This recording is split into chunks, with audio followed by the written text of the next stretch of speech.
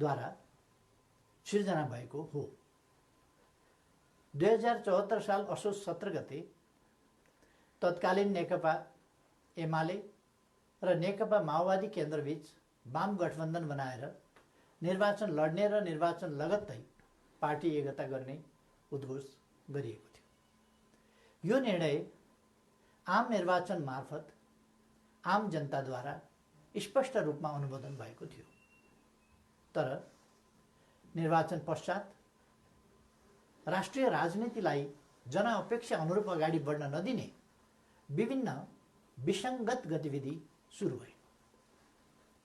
सुरुमा सरकार गठनमा विलम्ब गराउने र जनादेश विपरीत अन्त्यहीन बार्गेनिङ र दबावमा राष्ट्रिय राजनीतिलाई अल्झाउने त्यति बेलाका गतिविधिहरू तपाईहरूको सम्झनामा ताजै छन् भन्ने ठान्दछु।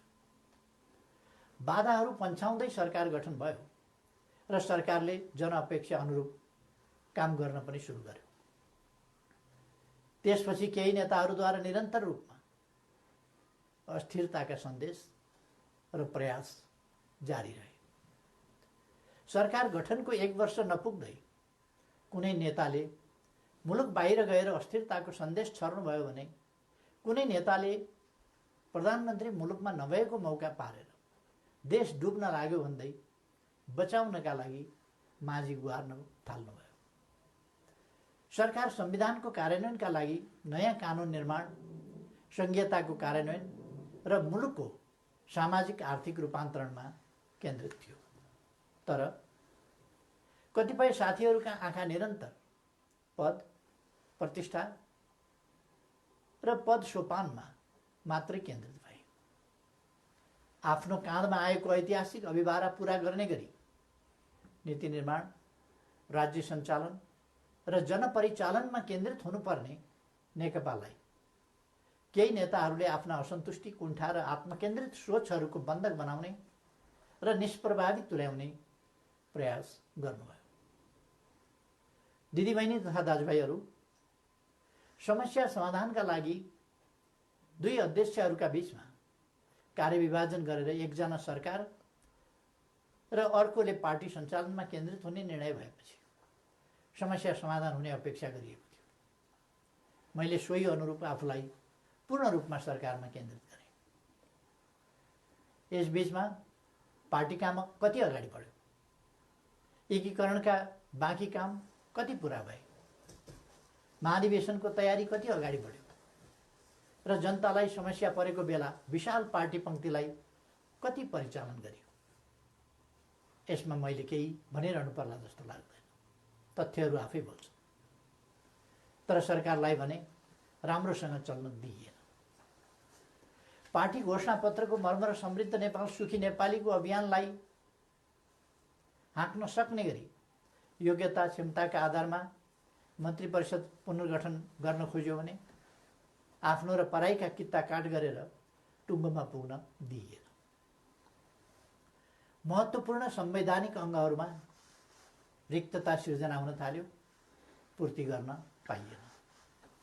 पछाडि परेका सामाजिक समुदायको हितका लागि विभिन्न संवैधानिक आयोगहरूको व्यवस्था छ, तर 2.5 वर्षसम्म पनि त्यहाँ नियुक्ति हुन पाएन। सरकारले दूरगामी महत्त्वका काम गरेको छ।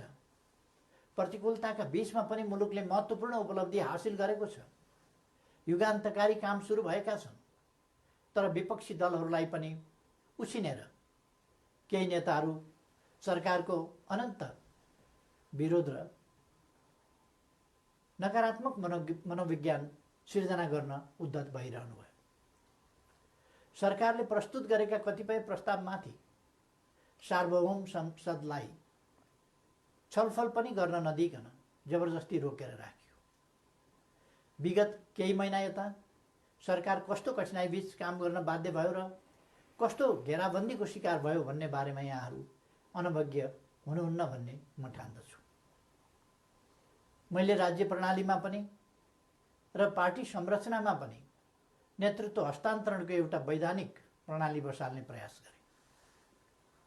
प्रधानमन्त्री चयन ताजा जनादेशका आधारमा बन्ने संसदले गरोस् र पार्टी नेतृत्वको चयन महाधिवेशनबाट होस् भन्ने विधि स्थापित गर्न खोजे। सङ्घीय लोकतान्त्रिक गणतन्त्रका निम्ति अगुवाई गरेको पहिलो पुस्ताले संरक्षक र उत्प्रेरकको सम्मानजनक भूमिकामा रहोस् र मुलुकको नेतृत्व सामाजिक आर्थिक रूपान्तरण र समृद्धिको मिसन पूरा गर्न सक्षम र सक्रिय नयाँ पुस्तामा हस्तान्तरण होस् भन्ने मार्गचित्र प्रस्तुत गरे। यसै मान्यताका आधारमा 5 वर्षको सरकारको नेतृत्वपछि सुयोग्य नेतृत्वलाई जिम्मेवारी हस्तान्तरण गर्ने र महाधिवेशनद्वारा पार्टीको कार्यकारी जिम्मेवारीबाट अवकाश लिने घोषणा समेत गरे। मुलुकको जटिल अवस्थामा नियमित महाधिवेशन हुन नसक्ने हो भने पनि विशेष महाधिवेशन गरेर अध्यक्ष पद हस्तान्तरण गर्न इच्छा गरे र योजना पनि प्रस्तुत गरे। तर महाधिवेशनका लागि साथीहरूले 4 महिना पनि कुर्न सक्नु भएन। उल्टै मेरो राजनीतिक चरित्र हत्या गर्ने गरी अत्यन्त लाञ्छित र अपमानित गर्दै आरोप पत्र पेश गर्नुभयो। त्यसलाई पार्टीको लोगो र कार्यालयको दुरुपयोग गर्दै राष्ट्रव्यापी रूपमा वितरण गर्नुभयो र वस्तुतः पार्टी विभाजनको अप्रत्यक्ष घोषणा गर्नुभयो। अर्कातिर भित्रभित्रै प्रधानमन्त्री विरुद्ध अविश्वास प्रस्तावको तयारीलाई अगाडि बढाउनु भयो। पार्टी अध्यक्ष एवं संसदीय दलका नेतालाई थाहै नदिई संसद अधिवेशन बोलाउन हस्ताक्षर सङ्कलन गरेर साथीहरूले संविधान विपरीत पार्टी प्रणाली र पद्धतिमाथि यसअघि नै गम्भीर आघात पुर्याउनु भयो। यसपछि नै पार्टीभित्रको अवस्था निकै गम्भीर र सङ्कटपूर्ण बन्न पुगेको। अस्ति पुस 4 गते मात्रै पनि मैले पुष्पकमल दाहालजीको निवासमै गएर उक्त विग्रहकारी आरोप पत्र फिर्ता लिन, पार्टीमा सहज र स्वस्थ वातावरण सिर्जना गर्न र विशेष महाधिवेशन आयोजना गरेर नेतृत्व हस्तान्तरणका लागि पटक पटक आग्रह गरे। पार्टी एकीकरणको सङ्क्रमणकालीन प्रयोजनका लागि मनोनयनद्वारा गठन भएका र महाधिवेशन सम्पन्न गर्ने मुख्य दायित्व भएका पार्टीका नेतृत्वदायी कमिटीहरूलाई पार्टी विधान र एकीकरणको भावना विपरीत पार्टीलाई मतदानको अवस्थातिर नधकेल्न र कर्तव्यको लिकबाट बाहिर नजान बारम्बार आग्रह गरे। तर यस प्रयासलाई मेरो कमजोरी ठानियो। केही भएको छैन, केही गरिने छैन भन्ने कुरामा अल्मल्याउँदै प्रधानमन्त्री विरुद्ध अविश्वास प्रस्तावको तयारी अगाडि बढाइयो। दिदीबहिनी तथा दाजुभाइहरू, सरकार विरुद्ध यसरी घेराबन्दी र दाउपेच गर्नुपर्ने जायज कारण के थियो र? सरकारले यस बीचमा राष्ट्रियतालाई सुदृढ गर्ने सन्दर्भमा ऐतिहासिक कामहरू गरेको छ। नेपालको वास्तविक भूभाग समेटेको नयाँ नक्सा प्रकाशन गरिएको छ। तदनुरूप सर्वसम्मतिका आधारमा संविधान संशोधन गरिएको छ। समस्या समाधानका लागि मित्र राष्ट्र भारतसँग वार्ताको तयारी भइरहेको छ। चीनसँग पारवन यातायात प्रोटोकलमा हस्ताक्षर भएको छ। नेपालको अन्तर्राष्ट्रिय छवि, भूमिका र आकर्षण बढेको छ। यसलाई सुदृढ गर्न सबैले सहयोग गर्नुपर्ने बेलामा सरकारलाई असहयोग र असफल पार्न भइरहेका यी गतिविधिका पछाडि गम्भीर षड्यन्त्र लुकेको स्पष्ट छैन र? यी घटनाक्रम हेर्दा म आजभन्दा 4 वर्ष अगाडिका परिदृश्यहरूलाई सम्झिरहेको छु।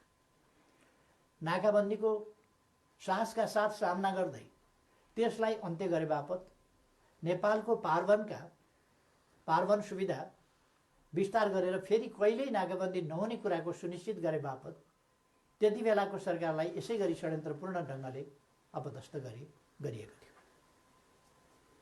परिस्थिति र समय सन्दर्भ फरक भए पनि पात्रहरू उनै हुनुहुन्थ्यो।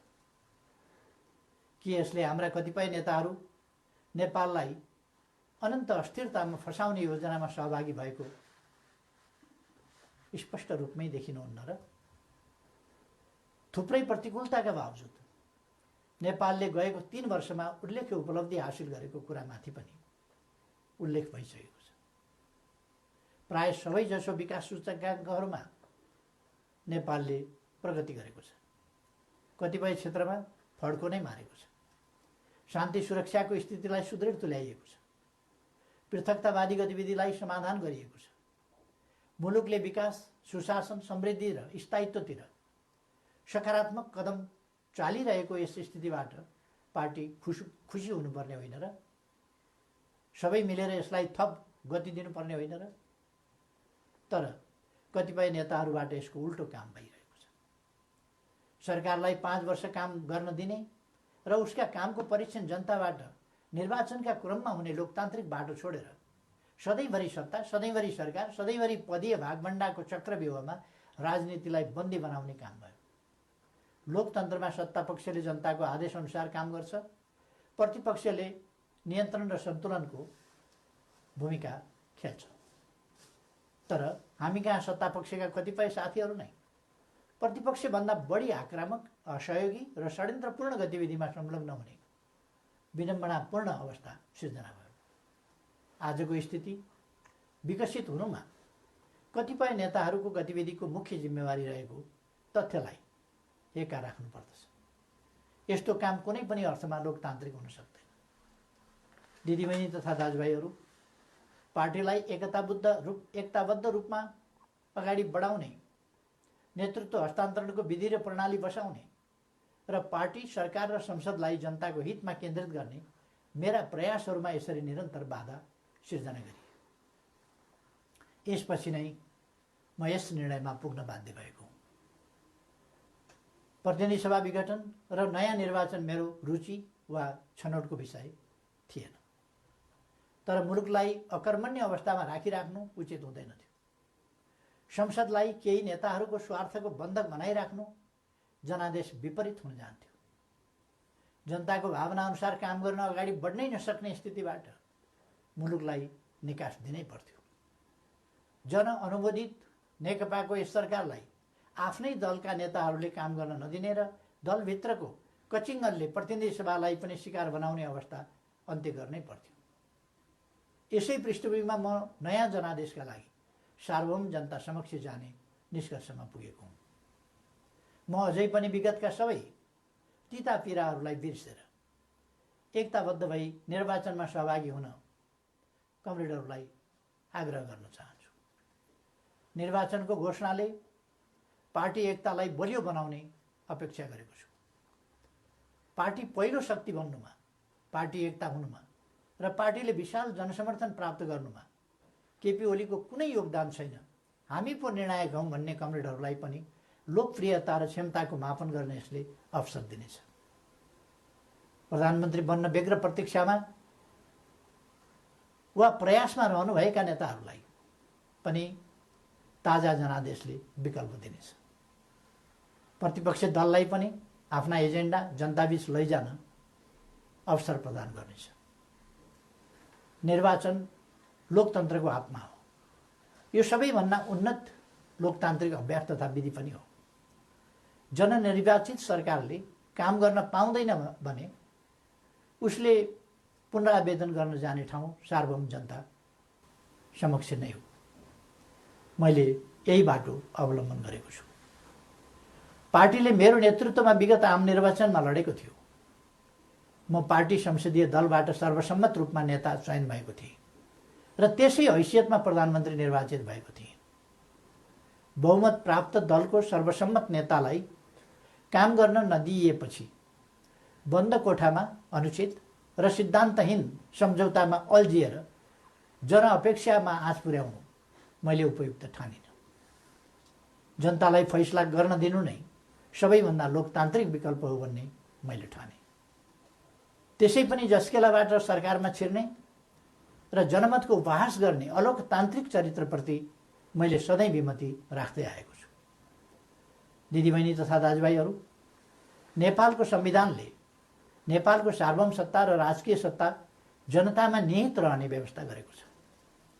राज्य सञ्चालनको अन्तिम निर्णयकर्ता जनता हुन्। जनताको यो सार्वभौम सत्ता, राजकीय सत्ता र निर्णय निर्वाचन मार्फत व्यक्त हुन्छ। जनताको अभिमत व्यक्त हुने निर्वाचनले लोकतन्त्रलाई थप सुदृढ र परिपक्व बनाउँछ। हाम्रो लोकतान्त्रिक प्रणाली नयाँ छ तर कमजोर छैन। मुलुक जनप्रतिनिधिविहीन अवस्थामा छैन। राष्ट्रिय सभा क्रियाशील छ। प्रदेश सरकार र प्रदेश सभा एवं स्थानीय सरकारहरू मुलुकको संविधान र कानुन अनुरूप आफ्नो तहमा राजनीतिक नेतृत्व प्रदान गरिरहेका छन्। राष्ट्रपति र न्यायालय लगायतका संस्थाहरू र राज्यका निजामती एवं सुरक्षा अङ्गहरू सबै आफ्नो कर्तव्य निर्वाहमा दृढ छन्। 4.5 महिनापछि नयाँ प्रतिनिधि सभा स्थापित भइहाल्ने नै छ। 21औं शताब्दीको नेतृत्व गर्न तयार भएर बसेको हाम्रो युवा पुस्ता लोकतन्त्रप्रति प्रतिबद्ध छ।